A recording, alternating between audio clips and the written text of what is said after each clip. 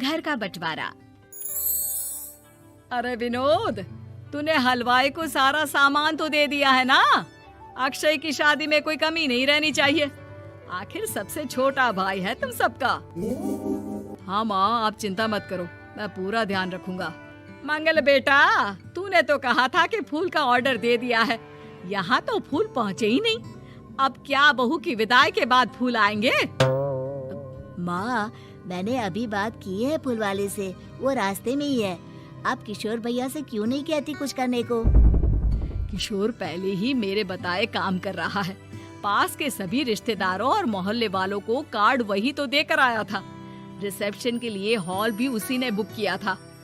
Tent कुर्सी वालों को भी तो वही देख रहा है। पर कई मोहल्ले वाले तो हमारे भरे पूरे परिवार से जलते भी हैं।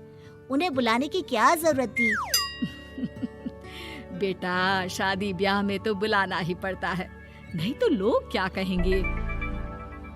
दादी दादी देखो ना, हलवाई अंकल हमें लड्डू नहीं दे रहे, आप इनको डांटो ना।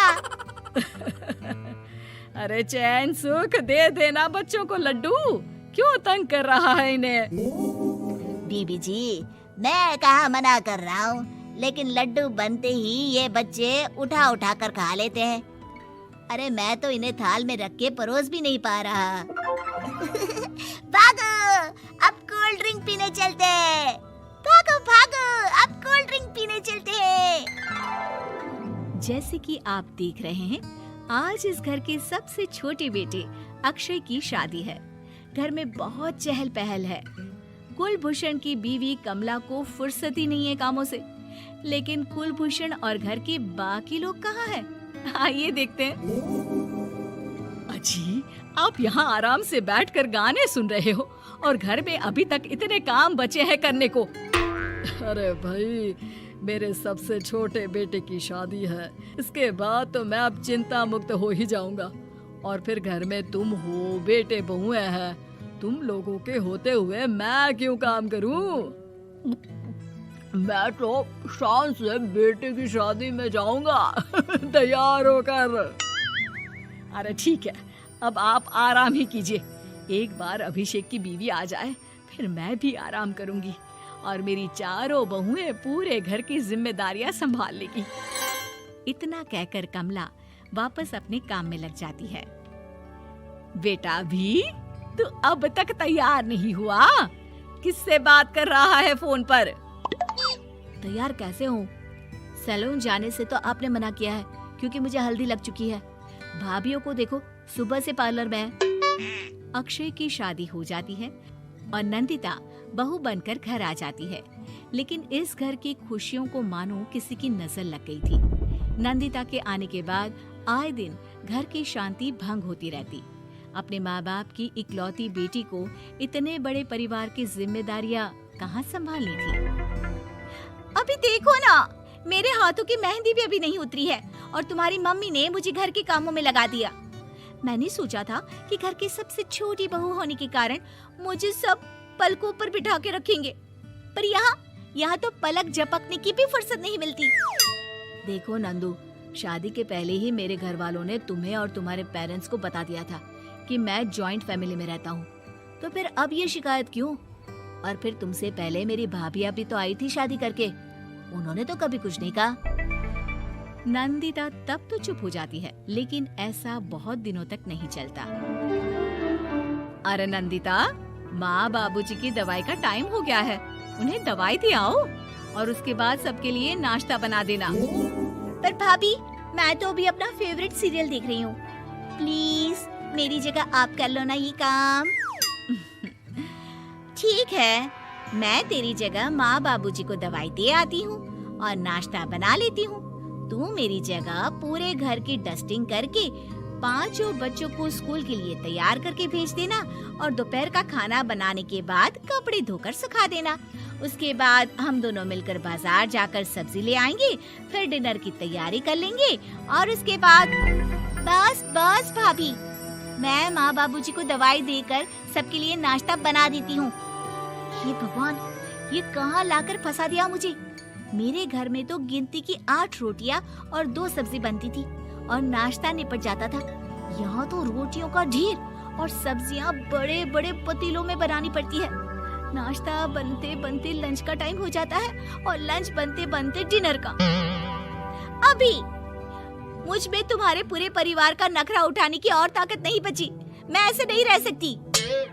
अरे तो क्या चाहती हो तुम? मुझे अलग रहना है बस। तो ठीक है, हम कल ही शिफ्ट हो जाएंगे किराए के घर में। इतना बड़ा घर होते हुए हम किराए पे क्यों रहेंगे? ना जी ना, घर में ही दीवार खड़ी करो अपने हिस्से के आगे। घर के साथ साथ घर की खुशियों में भी दीवार खींच जाती है। ऐसे ही कई महीने बीत जाते हैं और नंदिता माँ बन जाती है।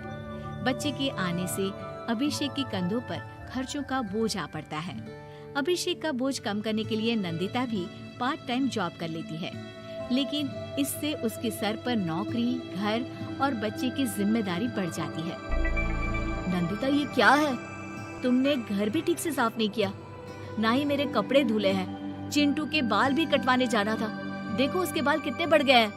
अरे करती क्या हो पूरा दिन तुम? मैं करती क्या हूँ? तुम्हारा नाश्ता और लंच बनाने के बाद चिंटू को डे केयर सेंटर पर छोड़ कर आती हूँ, फिर खुद ऑफिस जाती हूँ। पूरा दिन काम करके आने के बाद बिना आराम किए बाजार से सब्जियाँ लेकर आती हूँ, घर आकर खाना बनाती हूँ, चिंटू को देखती हूँ और क्या करूँ मैं? तो किसने कहा था अपने सर पर इतने काम लेने को? मत जाओ ऑफिस। ऑफिस जाए बिना घर के खर्चे कहाँ से पूरे होंगे? चिंटू की डे केयर का खर्च, उसके लिए बेबी फूड का खर्च, प्रेस वाले का खर्च, ये सब तुम्हारी सैलरी से होता नहीं है। अगर परिवार से अलग नहीं होती तो इतनी मुसीबतें नहीं उठानी पड़ती तुम्हें परिवार के साथ मिलकर काम करने में दिक्कत थी, लेकिन काम तो अब भी बहुत है तुम्हारे सर पर। चिंटू को भी डे केयर भेजने की जरूरत नहीं पड़ती। उसको गोद में खिलाने के लिए दादा दादी और घर के सभी बड़े होते। उसके साथ खेलने के लिए उसके भाई बहन भी होते। मेरे तीनों बड़े भाइयों के बच्चे भी बड़े हुए हैं, लेकिन बिना महंगा बेबी फूड खाए, क्योंकि मेरी माँ और भाभियाँ बहुत अच्छे से जानती है कि बच्चे को क्या खिलाना चाहिए। बिजली के बिल जैसे खर्चे भी सब मिलकर बांट लेते थे, लेकिन तुम्हें तो सबसे अलग रहने में ही मजा आता है, तो अब शिकायत क्यों करती हो? बस करो अभिषेक, बस करो। मैं मानती हूँ कि मैं गलत थी। मेरे एक गलत फैसले ने हमें बिल्कुल अकेला कर दिया है सबसे। एक घर में होते हुए भी हम बाकी परिवार से अजनबियों की तरह रह रहे हैं। अभिषेक और नंदिता की सारी बातें घर के बाकी लोगों को सुनाई दे रही थी। तभी कमला बोल पड़ती है। अरे नंदिता बहू, किसने कहा कि तुम अकेले हो? तुम्हारा इतना भरा पूरा परिवार है ना तुम्हारे साथ। हम तो बस ये चाहते थे कि तुम अपनी गलती समझ जाओ। अगर हम तुम्हें समझाते तो शायद तुम ना समझती, लेकिन अपनी गलती का एहसास तुम्हें खुद हो गया है, तो अब तुम समझ चुकी हो परिवार में एक साथ रहने का मोल क्या होता है। मम्मी जी, मुझे माफ कर दीजिए, अब ऐसा दोबारा कभी नहीं होगा। अरे माफी बाद में, पहले मेरा पोता जरा मेरी गोद में तो दे, और तू जाकर सबके लिए चाय बना ला।